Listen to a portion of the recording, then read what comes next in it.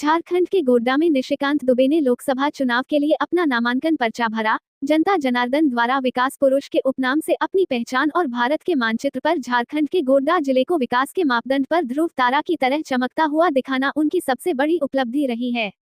Godda railway station की उपलब्धि ने इन्हें एक अलग पहचान और छवि दिलाया। यहां से लंबी दूरी की कई ट्रेनों का परिचालन इन्होंने अपनी काबिलियत पर संसद भवन से पारित करवाया।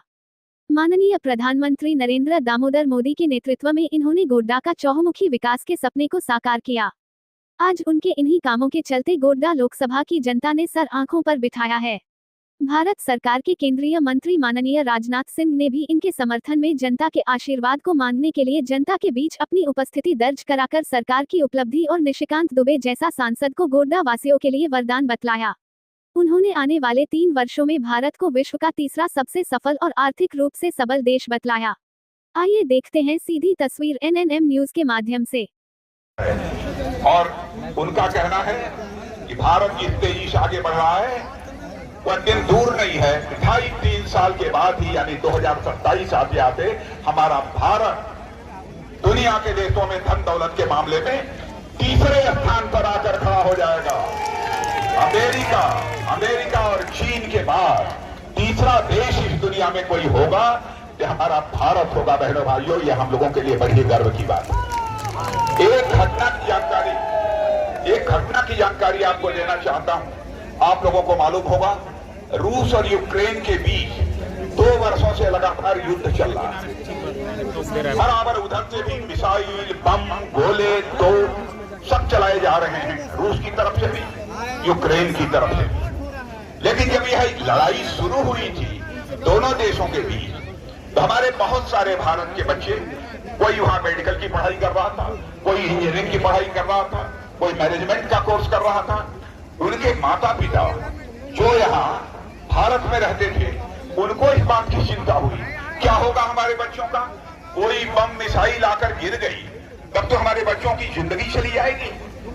तब वह रोते आंखों में आंसू लेकर वो लोग हमारे प्रधानमंत्री से मिले और उन्होंने कहा, मोदी जी चाहे जैसे भी हो हमारे बच्चों को आप यूक्रेन से बाहर निकालिए। बहनों भाइयों, आपको आश्चर्य होगा, प्रधानमंत्री ने वहां के रूस के राष्ट्रपति मिस्टर पुतिन से बात की और यूक्रेन के राष्ट्रपति मिस्टर जेलेंस्की से बात की।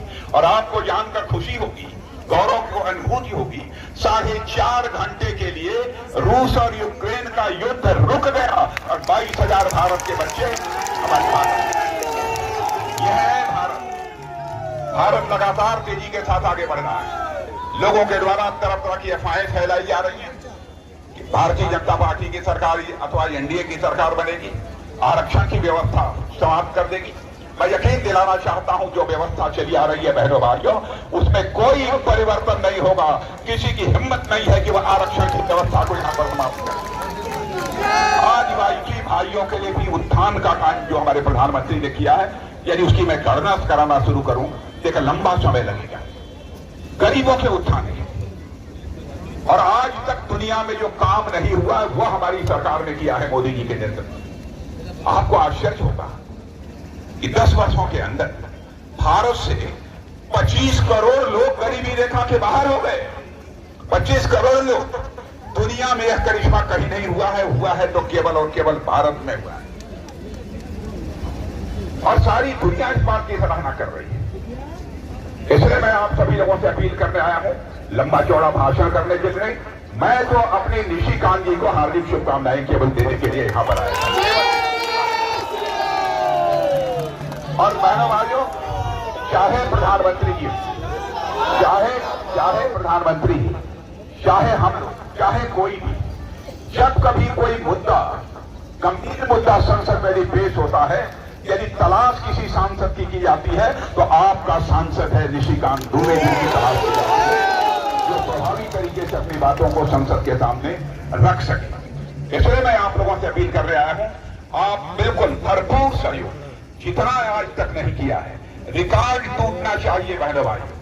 और मैं आज इस बाबा की धरती पर यह भी कहकर जा रहा हूं, मैं बाबा की धरती पर यह कहकर जा रहा हूं, यदि निशिकांत जी जीत गए और आपने सारे रिकॉर्ड अब तक के देवघर के तोड़ दिए तो यकीन रखिएगा कि मैं निशिकांत जी से कहूंगा 2, 4, 6, 8, 10 महीने के बाद एक बार मुझे फिर से इस बाबा की धरती पर लेकर आइएगा और बाबा की धरती पर मैं आऊंगा तो अपना स्वागत कराने के लिए नहीं आऊंगा, बल्कि एक बार शीश झुकाकर इस देवघर की जनता का अभिनंदन करने के लिए आऊंगा, आप सभी का स्वागत करने के लिए आऊंगा।